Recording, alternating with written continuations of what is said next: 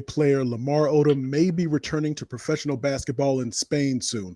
I was reading a press release about how he started taking a pH balancing alkaline supplement called Balance 7, and that's what's helped him bounce back from his hospitalization in 2015.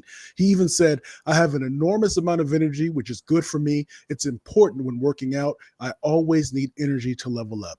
Couldn't agree more with Lamar. And after watching him fight Aaron Carter in July's celebrity boxing match, I think it's safe to say that Balance 7 is working for him.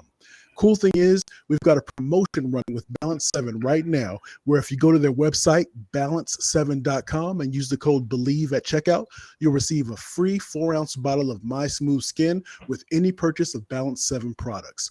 That product retails at $13.99, so I'd say it's worth it. Again, head to balance7.com and use the code BLEAV at checkout to get in on the promotion. I know I will. If it worked for him, it can work for you too. Bleav in the Arizona Cardinals. It is the Arizona Cardinals centric specific show. I am one of your hosts. I am Javon J. Love Adams, and with me, as always, is the one and only Ed Easy Smith. He played. Not only did he play professional baseball, but he also played in the NFL. He was on the first Super Bowl team for the Atlanta Falcons, and he was, I guess, the original Dirty Bird. You know what I'm saying? He is kind of funky when I'm around him, funky as heck. But anyway, and so we bring you our version of what's going on with the Arizona Cardinals in terms of our take. We don't necessarily, depending on the guests that we bring on, but we don't necessarily go into quick twitch and doing all this different stuff, but we try to look at it from a different perspective and more of the psychology. And we like to have a good time while we do it as well. How you doing, Easy? Man, I'm doing good. A whole lot better than our Cardinals after that debacle of a performance this past weekend. We'll get into it, obviously, but yeah, the season's creeping up on us, man. This is last week of preseason football, and then the next version we're going to see is going to be live action. Yes, sir. So we're going to get into that. We have the recap of week 2 of the preseason, the second game for the Arizona Cardinals. So get your thoughts on that, what you saw, what you didn't see, what you hope to see more of, and then we'll kind of look ahead to the third of the 3-game preseason. It's interesting because years ago there were 6 preseason games and it went to 4, and then now we're down to 3. So it's interesting how we adapt and try to see what we can glean from fewer opportunities to critique or to evaluate talent. So we'll get into that game this week. They're going to be playing the San Antonio, the New Orleans Saints. I was trying to say Saints, but I ended up saying San Antonio. So, so anyway, but it's interesting as the season begins to get closer, you start to think about, trying to maybe put a couple of dollars or shekels in. I know our brother, a friend of the show, Casual E, Earl Burnett, he was in Vegas. And sometimes you don't necessarily need to go to Vegas if you're trying to figure out where to put some money down. But if you're into sports betting, Bet Online is where you should go to win money today. Whether it's live bets during games or futures for who you think will win the championship, Bet Online has all the latest odds, news, and information for all your online sportsbook betting needs. Visit the website today or use your mobile device to join and receive your 50% welcome bonus on your first deposit. So before the next big game, head on over to Bet Online and start playing today. Bet Online, your online sportsbook experts. Bleav in the Arizona Cardinals. So game 2 came and went. What the interesting thing about week 2 was Kyler Murray played. I mean, he was out there on the field. Yeah, I was going to say, did he really play? Yeah, so yeah, if a tree falls in the woods and nobody's around, does it really fall? But I want your assessment. I thought before we get into Kyler Murray, I thought I saw some positive signs, I suppose, from Javon Collins on the defensive side of the ball. Some things with Isaiah Simmons. There was, interesting enough, the offensive line, maybe it's because all the pieces weren't there still, but there were still some, it didn't leave me with the warm and fuzzies. And there are some people that that are prognosticating that once the regular season comes, the real value of Mr. Hudson will be. What am I thinking of? The new center that came as a result of the trade or the acquisition from the Las Vegas Raiders will start to pay dividends. But take it wherever you want. But I definitely want to hear your thoughts about Kyler Murray. We found out some interesting things about how he values or maybe doesn't value the preseason. Your thoughts on Kyler Murray's performance, and I'll let you take it away. Well, going back to our last podcast last week here on the Bleav in Arizona Cardinals podcast, we were discussing, the absence of Kyler Murray in the first preseason game, being a young quarterback. You and I were both a little puzzled, thinking, hey, any opportunity to get out there and get a little work in for a young quarterback. You haven't hit that level, in my opinion, yet of a Brady, Rodgers, throw in some of those veteran quarterbacks where you can't take at least in my opinion, you shouldn't be out there taking advantage of any opportunity to try to get better, even if the games, quote unquote, don't count. And, you and I, we were kind of going back and forth. We didn't know whether it was a Kingsbury decision or somebody came down to him and told him that maybe it would be in his best interest to leave Kyler off the field that game. Come to find out, and I'm not sure whether a final decision was made by Murray, but he actually came out and answered our question, meaning yours and mine, with an interview he did, basically saying he doesn't like preseason, doesn't think it's worth anything the game because the games don't count, didn't want to be out there. And as far as he was considered, the best outcome for this past weekend was for him to go out, play a long series, score a touchdown, and go sit down because he didn't want to be out there. Well, we saw him go out there with an attitude, and both you and I discussed this. We chit-chat even during the games or anything like that. Man, you can tell by somebody's body language. And I've been there before. You get invited to a wedding or something you really don't want to go to. And you look, you keep looking at your clock because your Tar Heels are playing or something like that. And I hate you, man. Thinking, I hate I'm just saying, you know what I'm saying? And you sitting there, you thinking, man, this is some BS. I'm just sitting at home on my couch right now, watching my boys play. I'm here at this stupid wedding, blah, blah, Bruh, he had that same look on his face. He could have cared less whether he was out there. And you know how it is when you have that attitude, bruh, everybody can see it. They can smell it on you. And he literally, like I said, his performance showed it. Could care less, no pride in, while I'm out here on the field, I'm going to give it everything I got. I'm going to lead my teammates. I'm going to get out here. And even though it don't mean nothing to me because I got my position filled, it might mean a whole lot to some of these other dudes out here who are trying to make a roster or at least, do everything they can to show that they can play in this game at this level, but it doesn't mean anything to me. So I'm going to go out here and I'm going to do 3 3-and-outs. I think one pass for 4 yards total or whatever, sacked once, or no, sacked twice, fumbled again in that weak retreat from pressure, how like which is becoming part of his MO.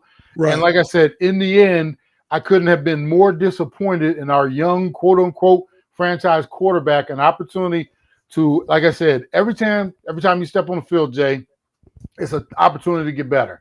I don't care whether it's practice. I don't care if it's walkthroughs. Concentrate doing your walkthrough. You think, well, you ain't going to learn nothing in a walkthrough. Man, if you're out there concentrating and making sure you're doing what you're supposed to do, you can learn something. He got out there and showed his behind. And I'll be quiet after this one. It wasn't bad enough that he went out there and showed his behind, right? That he didn't want to be there. You have the defending AFC champion Kansas City Chiefs in town with their quarterback who was 2 years ago was an MVP, already has a Super Bowl under his belt. Andy Reid is a head coach. They don't have anything to prove, right? Or they shouldn't want to be out there playing. Mahomes played into almost to the end of the second quarter, was out there running, throwing. He was working with some receivers that he probably hasn't had a lot of time to work with yet. You could tell he was not necessarily forcing the ball to them, but he was trying to get it to them, working on their time, and it wasn't quite there, but they were working on stuff. They now have an opportunity to go back, look at some film, and he can talk to this young receiver, hey, look, on this route, this is what I expected you to do, or this. So now they got some stuff to work on, mentally, and they got the physical reps. Meanwhile, our dude went out there with the defending AFC Championship quarterback on the other side. He wouldn't want to be there, so he let everybody know 3 3-and-outs, and he got to sit down and relax the rest of the game. Ask me what he accomplished during that time on the field last week. So let me give you a little bit of pushback. Let me play the devil's advocate Go here. right ahead. We see some of those players with, for example, maybe a running back. We know that's a bruiser that decides not to try to dish out all the pain that they can in the preseason, and they just try to get a couple yards, see the hole, and maybe get down, or maybe run out of bounds when they typically would try to gain it again, or maybe on the sideline, trying to tiptoe the sideline and try to get a few yards that way. Could that, because they're trying to avoid putting themselves in a position that could in one of those precarious positions or spots, could there be anything to that with the Kyler Murray, because he's so valuable to the team, that maybe they said, whatever you do, if you see it, then go ahead, and if you see it, throw it, but if not, throw it away, just live to fight another day. And maybe in addition to that, the offensive line maybe not gelling as you would hope that they would in a preseason game. Would that convince you to come off of your stance at all? Let me ask you this, Jay. If the offensive line isn't gelling and you're now one preseason game and 2 weeks away from the start of your season, when are you going to get it right? When is it going to start to curl? Are you going to wait? You're going to wait till week 1? Oh yeah, we've been having some great practices. Y'all playing? It's thud, bro. You're playing against your own teammates. Ain't nobody hitting. You're trying to. That's when you're not trying to get hurt. What you're trying to do for these preseason games, when you're out there, you need to dial it up. Just if nothing else, to get ready for the tempo and what the other teams are going to play. I keep talking about it. When you're playing against dudes who have the same logo on, yeah, I mean, it's all about FUD. Nobody wants to get hurt out here, But at some point, you offensive line, Kyler Murray, even your running backs and everything, you got to start building up those calluses and getting ready for this up tempo and full on real tackle football. You don't do that by cruising through the training camp and preseason, and hey, we're just gonna go out here. You saw, like I said, the biggest illustration for me. You look across the field, and I hate to keep bringing it up, the defending AFC champions, right? Super Bowl MVP, regular season MVP, Patrick Mahomes was out there balling. You saw him. They went for it on fourth downs. They did all these different things. Mahomes was running on fourth downs, picking up first down. That's just what I was about to point out to you. The fact that he scrambled and put his nose in there. Was that commendable or was that reckless? I call it commendable, but here's the kicker. I'm sitting there and I'm like, I got 2 or 3 fantasy football drafts coming up. I'm like, because I'm a quarterback dude. A lot of dudes, we got to get wide receiver. Man, if I get anywhere near the front part of the draft, I guarantee you, Rodgers, Mahomes, those dudes are going to my team, right? He's running. I'm like, get down, man, get down. Because I know that's my number 1 pick if I got a chance to pick him up. But that's how he approached the game. He went at it as, look, I'm out here to get some work. And this ain't about trying to be careful. Because here's the thing, Jay. When you're trying to be careful on a football field, that's when you get hurt. Okay. All right. Interesting. Now let's keeping in the same theme there with game 2. Could it be, or we know that there's a lot of pressure, and this is not something new. You hear this in terms of locally when the discussion is on the Arizona Cardinals, that the pressure is on Kingsbury, and then there's Kyler Murray, kind of that third year. The third year is that you see a lot of examples where the third year for the quarterback to take some type of step up to be able to elevate their team maybe in a different way. Play calling. What's your comfort level when it comes to Cliff Kingsbury, the play caller? Because I don't know how he is as a motivator, because we haven't been there quite yet. We haven't seen it curl quite yet, so to speak, as we like to say, as he's trying to take that step to become more of the CEO of the team. But your thoughts on play calling, because it's as if it's the same type of thing that you're seeing with him, and it could just be the preseason. But I guess I will say he was under center once.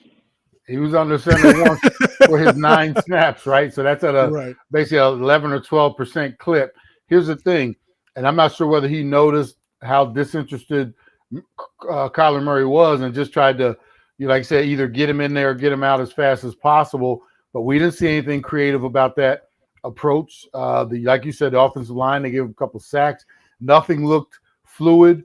According to every word we've heard from Kingsbury, Kyler and they've been practicing so great. Now, I'm like, I didn't see it. I also didn't see anything from him in terms of creating. And now a couple weeks ago we talked about it. He wasn't going to show everything, but he wasn't going to hide anything. And I'm thinking, okay, well, you didn't show us nothing. You didn't hide nothing in this first couple preseason games. In fact, and I'm not going to say he necessarily opened it wide up, but it looked like Colt McCoy had a better, I guess, grasp and I guess approach out there offensively. It still looked like garbage though, as far as what we're expecting to see this air raid or whatever version of it. Fast pace. Get our spread out and do this and that. I am so disappointed in what I've seen from not just Murray but Kingsbury as well. And I'll throw this out there to you as well, Jay. Kingsbury has to be careful because he's, in my opinion, I think he's really close to losing this locker room in terms of once you start, because first off, any player should be leery of what they throw out there to the public. I don't care if franchise quarterback all the way down, unless, like I said, Tom Brady, Aaron Rodgers, you dudes have got enough cash that you can say whatever the heck you want and face the consequences, or go to management and say, what? Yeah, I said it, right? Well, for Kyler Murray to openly just say, yeah, I don't like the preseason, don't want to be out there, and basically I think it's a waste of time.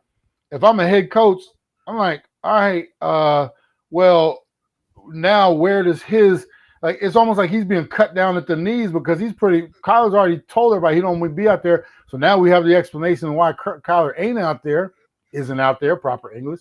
But like I said, guys in the locker room start noticing this stuff. And one of the things that you and I keep talking about, it's not just Murray in terms of dudes on this team that kind of dictate how and when they're going to manage their time during the preseason.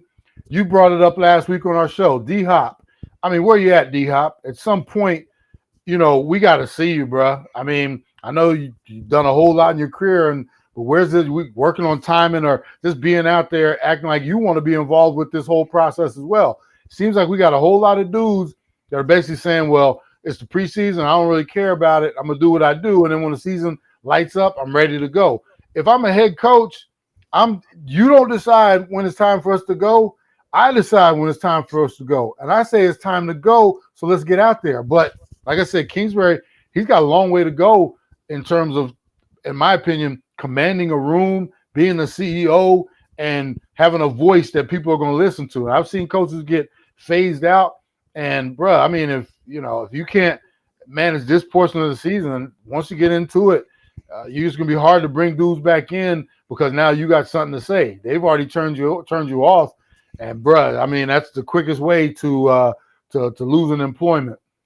Interesting, because along those lines, we talked about it. We're crossing sports here with my example here, but we talked about on our radio show, Easy Sports Talk on 1060 AM. You can catch us. Go to easysportstalk.com. You can check that out. But we talked about Torey Lovello when there was some interesting choice of words or use of words when it came to describing when he had a player that finished for a no hitter, and so saying that typically they went into the game with a pitch count of 80 or 90, and then he had to negotiate the ability to be able to give him 105 pitches before he would even think about removing him from the game. And I was thinking, if you're almost a figurehead, and I'm not saying that he is, I'm just throwing this out there for discussion. If you're almost a figurehead in terms of the way in which you lead a team, because you don't have the power, the teeth to really enforce anything, then that could be a recipe for disaster. And I wonder what other telltale signs, having been in the locker room, do you see that make you maybe think that he might be in danger of losing the locker room? Just the casual nature of some of the players and their, like I said, lack of enthusiasm to be on the field. Okay. That's one of those things, man. And it doesn't, there are some veterans who, like we all know, this is not their time of the year. They don't want to be out there. But at the same time, you need guys out there that are leading by example. I was on some teams with some really veteran leadership, and we all knew this is like dog days and why we out here. And when those guys are enthusiastic and trying to get everybody on the same page, and that's a reflection of the coach. You got guys, who are happy right now to be sitting on the sidelines and just hanging out. And to me, that's like very non-productive. And it all starts at the top for me. You've been at companies before, Jay, when, because we all know it's not just about sports. We both been at companies before when, those people that it's the rah-rah, they want to run their mouth whenever, it's time to talk about the great numbers that everybody had this quarter, and they want to pretend like they had the best quarter of their life. And, but when it comes down to it, when the lights turn off and everybody is in the offices, who's staying late, who's working the extra, who's doing whatever it takes to help us, get those numbers. We don't have those type of dudes on this right now, as far as I'm concerned, on this roster, because the number of absences and guys that are just, you can tell, it's just like, starting with our franchise quarterback.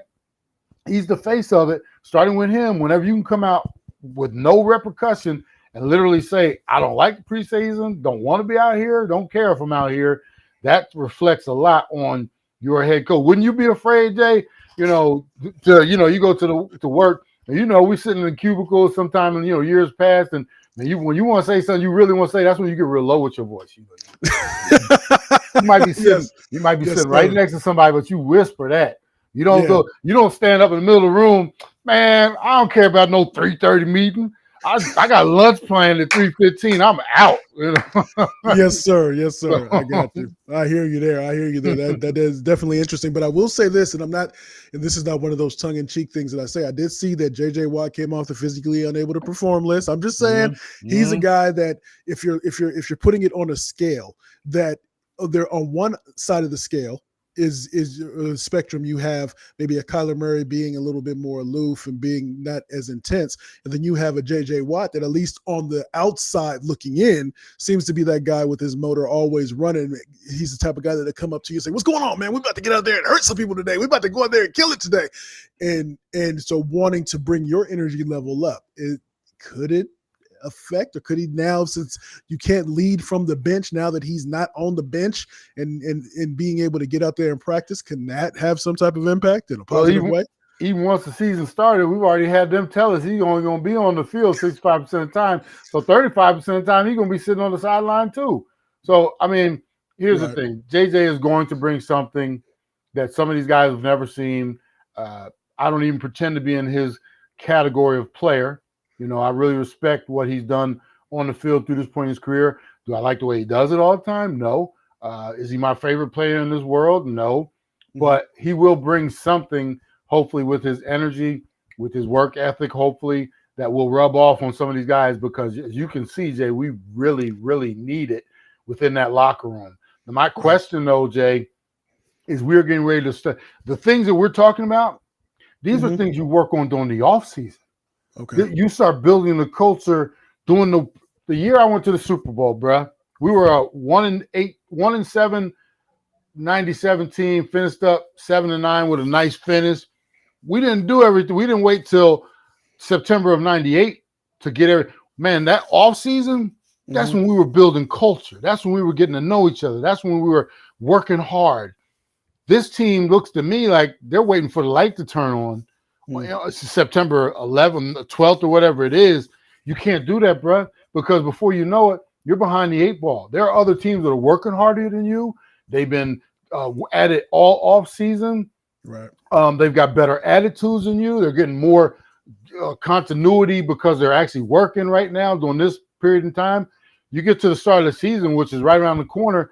You don't all of a sudden now, okay, let's go, man. We're ready to go now. And I got this great attitude. Man, it's too late, because what happens is the first time things don't go your way, which we all know, they got a tough road to start. They could be 0-2, 1-3, something like that. Then you really start to get the heads down, and people, well, I'm going for mine, and they don't care about me anyway, and I don't care about what they're talking about. We'll go out and get my numbers, and bruh, that's a great way to go 5-12 instead of 5-11, because we're in a 17-game season. But this team has not proven to me that they've got those dudes already there, ready to go. If you think you can just turn it on, like I said at the start of the season, it's not going to happen. Interesting. So Bleav in the Arizona Cardinals. Again, that's Ed Easy Smith. I'm Javon J. Love Adams. So let's talk about this third preseason game. The New Orleans Saints is the opponent. What do you expect to see? And after this third preseason game, there's a week in between, so they don't go into the season right away. So there's a week in between as well.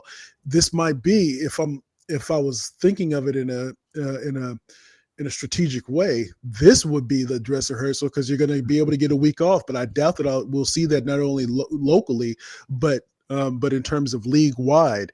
I doubt that we'll see a lot of the starters to play, and they'll be able to use this to be able to try to figure out who's going to fill out the bottom of the roster, quite possibly, or use it for depth purposes. Am I wrong, or how do you see this playing out with this third preseason game? Well, what's interesting, Jay, we just played, like I said, the Chiefs. They have every right to sit their starters and start preparing for 2021 because they went out there and approached it the right way.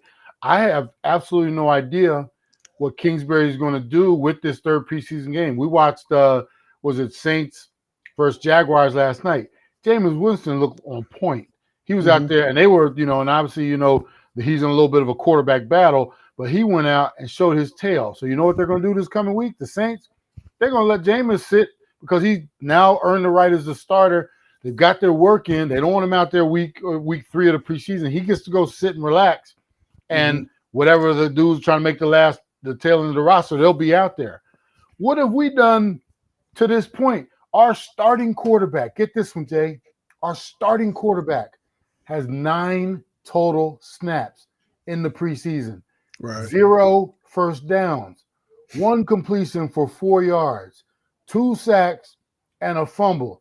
Do you think we can sit him this coming week? You think he's earned that? But I bet you he's in the room basically, because he's the franchise quarterback. He's already pretty much told Kingsbury, I'm not going out there to play against scrubs in the last preseason game now. That was our dress rehearsal last week. So once again, Kingsbury, what's he gonna do? What's he gonna do? Because if I'm Kingsbury, you and I had this talk on our show.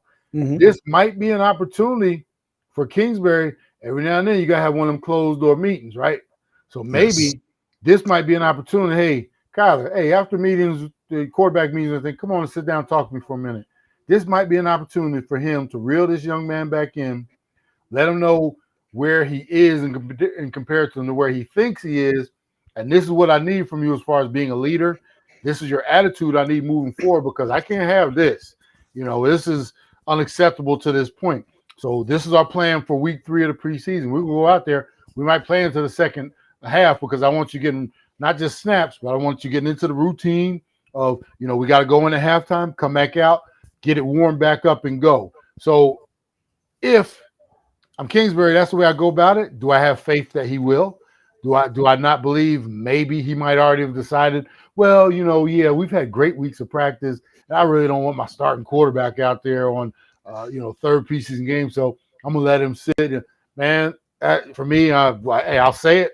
Yeah, come get me if you want. That's a punk move.